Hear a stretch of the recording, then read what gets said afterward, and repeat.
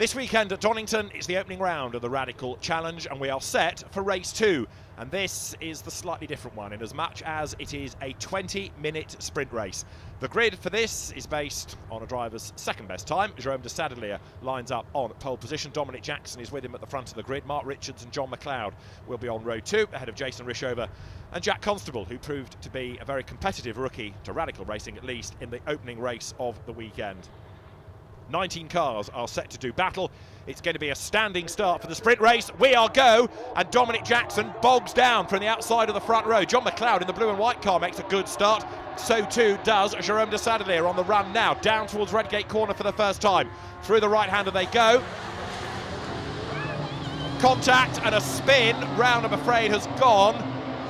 Rod Goodman, yet again. He was off the road in the first race. Peter Brooks there through the gravel as well. Rod Goodman is going no further. Safety car comes out, and Rod Goodman, 2 races today. He's not got past Redgate in either of them. Safety car peels back in, and we are ready then to go racing. It is Jerome de Sadelier who leads the pack, Dominic Jackson behind him, and then Mark Richards in third place as the cars accelerate their way now up towards the line. Green flags fly. We're back racing. The top 2 instantly breaks away, and as they come down towards Redgate, de Sadelier is a man on a mission now. He is trying to get away from Jackson, knowing that the reigning champion, the ex-Formula BMW racer, is going to be going after him, as there, diving up on the inside line to gain a place, goes Spencer Bourne, and that's good going because he was 10th on the grid. Spencer Bourne then making progress as the race unwinds. Down towards the old hairpin come the race leaders. Now Dominic Jackson's got some work to do now to get himself onto the back of the race leader. John Hindhoff turns through, keeping Peter Brooks at bay. Peter back out of the gravel. Grant Dalton from the rear of the grid goes through as well. But up front, it remains de Sadelier. He's the man in charge as they come into the chicane, but is Jackson closing up just a fraction? I think the answer is yes, he is. To the timing line they come. So the race leader, Jerome de Sadelier, has the advantage, but only just as they come by. There in second place, look, you can see the black car of Dominic Jackson closing up a little under braking for Redgate this time. And Mark Richards is kind of the best of the rest, really, in third place, dropping away a little bit, but not yet being caught by John McLeod. Number 80, Peter Tyler through. He, in turn, is trying to fend off Elliot Goodman. Elliot Goodman, graduate of karting, the man from Northamptonshire, accelerates now down through the awesome Craner curves. So a 20-minute race, hopefully without interruption, because we had the safety car twice in the first endurance race of the weekend. You saw number 10, the black car of John Cordwell, just going through a moment ago. And the leaders are down towards the chicane once more, with Dominic Jackson chipping away now to try to get onto terms with the leader. But identical cars, don't forget. So it's all about how well you as a driver and your team can work together to get the best out of this combination. Brian Murphy goes through. Regular Radical racer, come out of Ginettas and the Croft-based Northern Sports Saloon Car Championship, Donington and District Motor Club Series. Field pouring through Redgate, including there Peter Tyler. At the back of that group is John Cordwell, trying now to wriggle his way through, but it's not that easy so to do. Evenly match these 3 as they plunge down the hill once more. So Peter Tyler, the man from West Sussex, just at the head of this little battle pack, former karts racer, and there, chasing after him, is Elliot Goodman. Now the race leaders work their way yet again down towards the chicane, and if anything, the gap might just have gone up a tad this time, so getting away ever so slightly is de Sadelier. Comes out of the chicane, still chased by Jackson. Mark Richards is there in third spot. Lower down the order, Jack Constable, number 11, goes through. That's Brian Murphy, the livery of which is a kind of ape of the old BASF BMW M1 Pro car many, many moons ago. Works well on the Radical, that kind of scheme, and he heads over the timing line.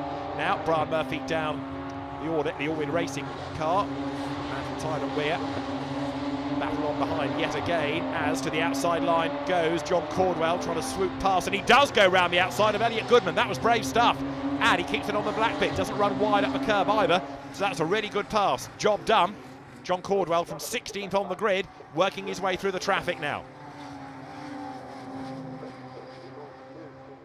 Elliot Goodman, having lost the place, has lost a bit of ground as well. De Sadelier, however, comes down towards the chicane, flick right, flick left, over that little brow, and then over the timing line, down towards Redgate.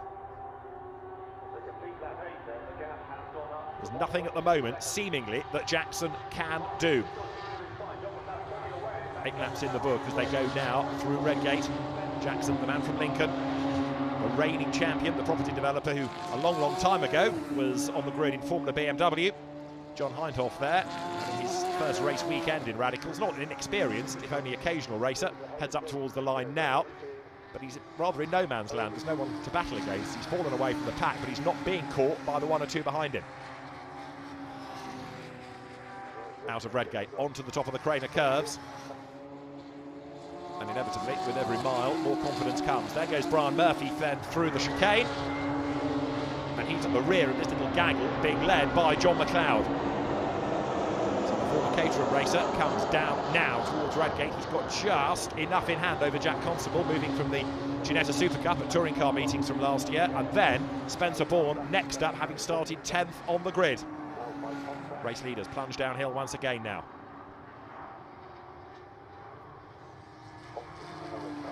All the while, the leaders are escaping. There is Spencer Bourne, the real estate man, comes from St Helier in Jersey. And the race leader remains Jerome de Sadelier, and no matter what Jackson is trying, there is nothing seemingly he can do at the moment. Over the line once more. The best battle really is going on for that rather distant 4th place. Mark Richards there looking the other black car. He's the man in no man's land in 3rd. Not catching, not being caught. There, Bourne has a look up the inside. Jack Constable fends him off those. They come over the line. 4th, 5th, 6th and 7th, with Brian Murphy just staying on the back of them. Murphy started 7th on the grid, so struggling to make progress, but he is staying with this gaggle. Out of Redgate, there goes Jack Constable now, onto the top of the Craners once more.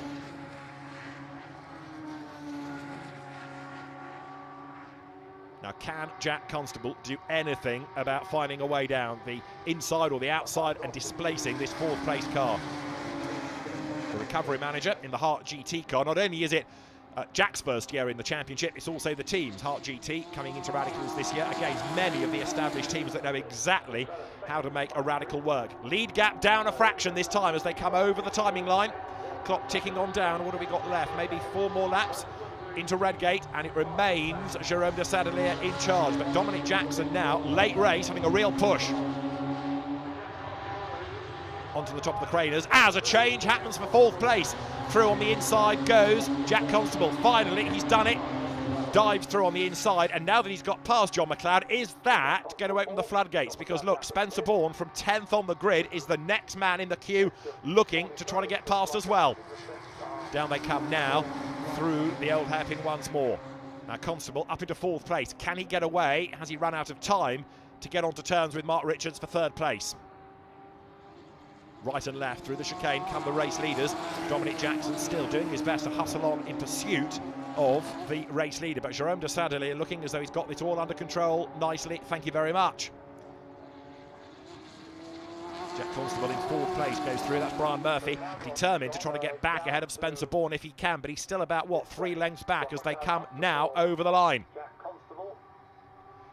Down once more in towards Redgate corner. So John McLeod losing touch a little bit, and now Bourne comes up to challenge. He's inching up onto the tail of him.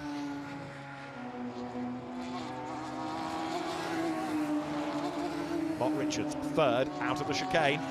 Try as he might, he's just tantalisingly too far back from the race 1 winner Dominic Jackson as they come across the line. It's going to be 1-1 then seemingly between de Sadelier and Jackson at the end of this sprint race. Here, meantime, is the fight that's now on for 5th, where John McLeod is under attack not only from Spencer Bourne, but also Brian Murphy. And the pair of them are being caught as they come over the line. You've got at the back of that group, Brian Caldwell. Down they come towards the braking zone. To the outside line, Spencer Bourne on the outside at Redgate, tries to make a move. Goes for the inside out of the corner, and he goes by, and there's a problem. McLeod slows. He's been passed on the inside by Murphy, on the outside there by Caldwell, and so it looks as though John McLeod has got a problem. Slowly down through the Craners. Something, I'm afraid, has gone horribly wrong for John McLeod.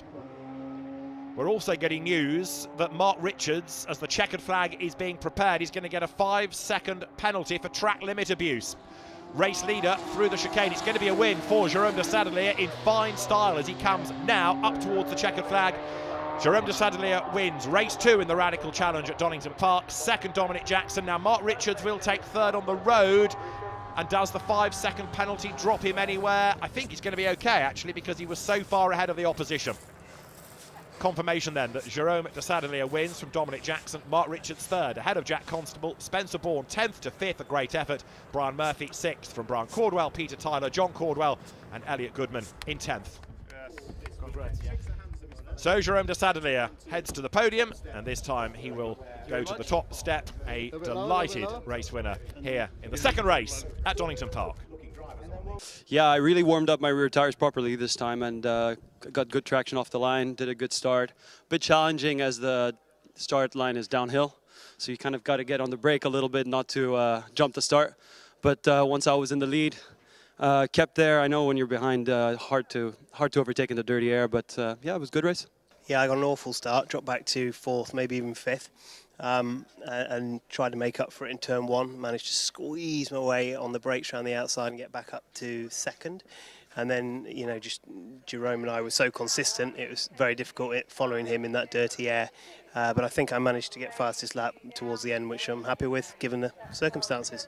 Was hoping after the start I got a much better start than Dom, so I was in 2nd, and then I got clipped by John McLeod, and then Dom came around the outside in an exciting move, and you know, the rest of the race was stayed in those positions. I think I sort of dropped a couple of seconds back and then held that gap for most of the race, and then got caught by a back market, but can't complain. I think the pace was a bit closer than it was this morning, so hopefully in the same direction tomorrow. It might be, with the success seconds, it might be my day. We'll see.